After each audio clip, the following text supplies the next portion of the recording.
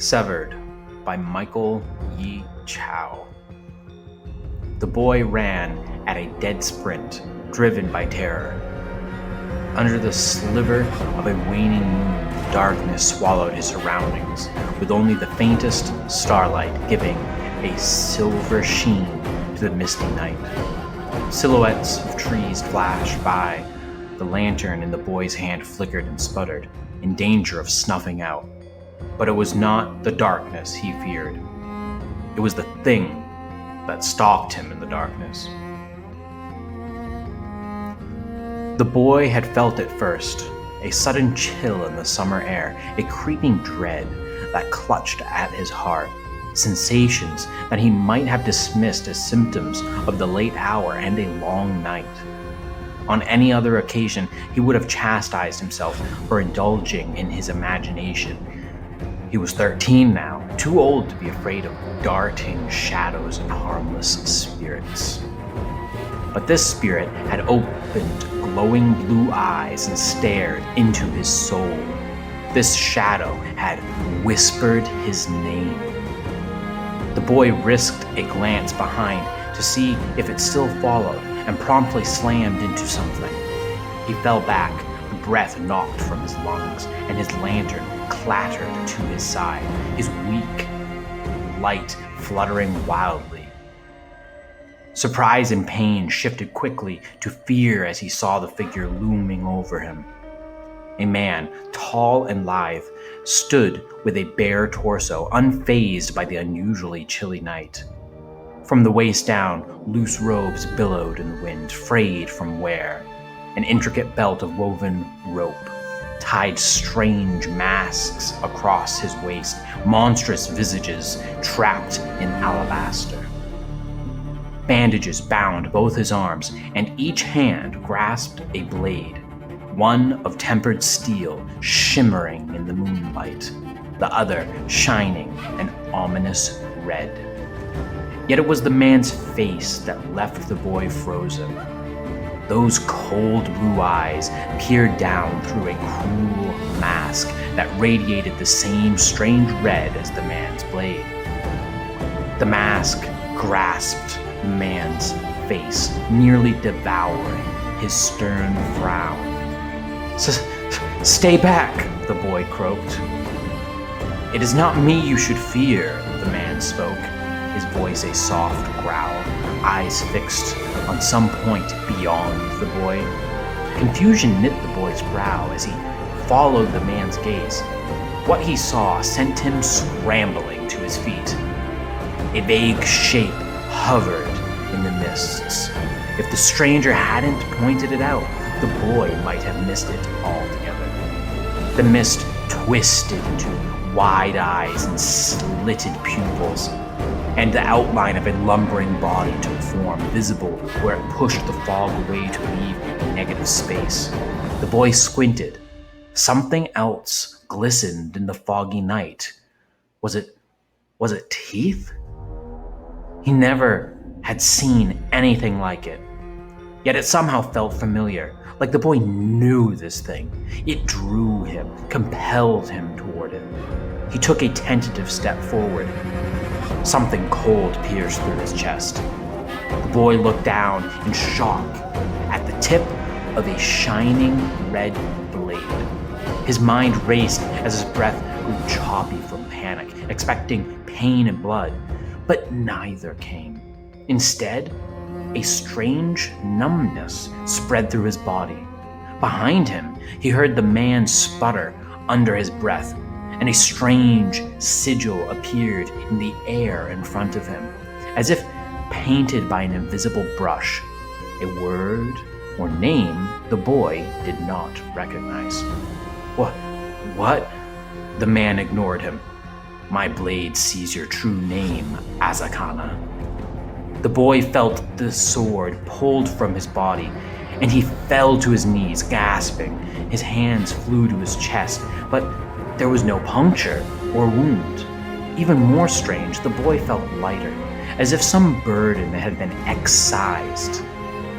He looked up, and a wall of teeth met his gaze. The creature lunged. A clash of steel rang out.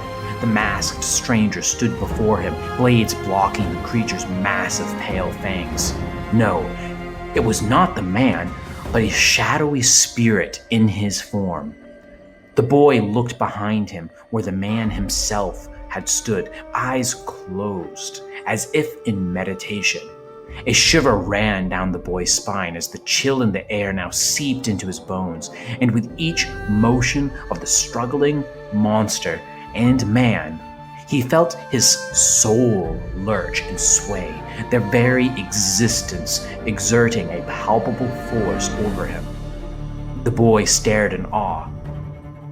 What is he?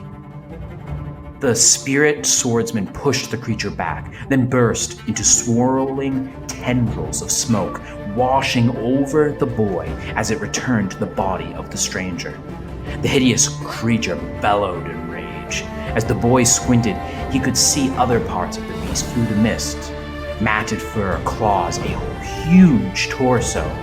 But when he tried to focus on the whole body, parts would fade out from focus. You dare deny what is rightfully mine?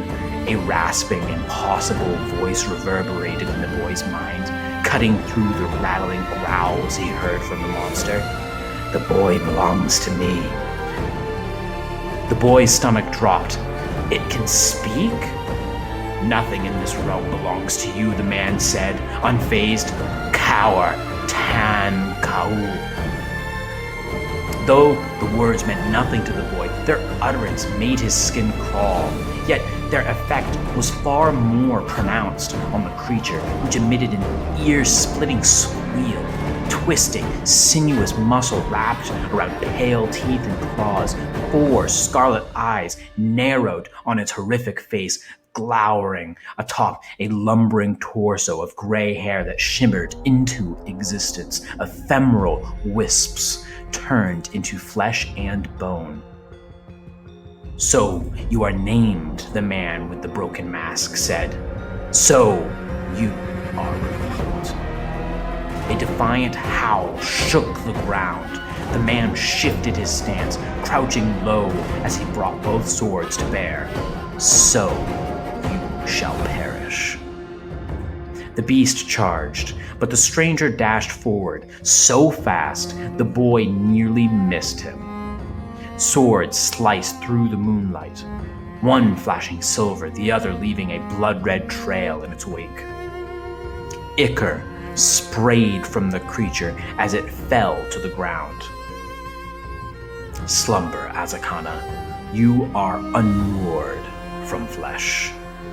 The man strode forward and plunged both blades deep into the creature.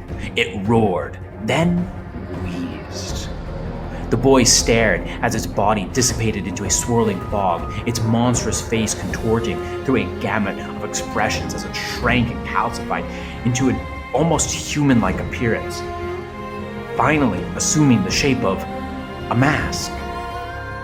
His eyes widened in recognition, though it still possessed the 4 eyes of the monster in a distorted, exaggerated pose. It looked almost mournful and eerily close to his own face. With a shudder, the mask floated upward towards the man's outreached hand. With a fluid motion, he sheathed his sword and tied the mask next to the others on his waist. Then he turned to leave. What are you?" the boy asked.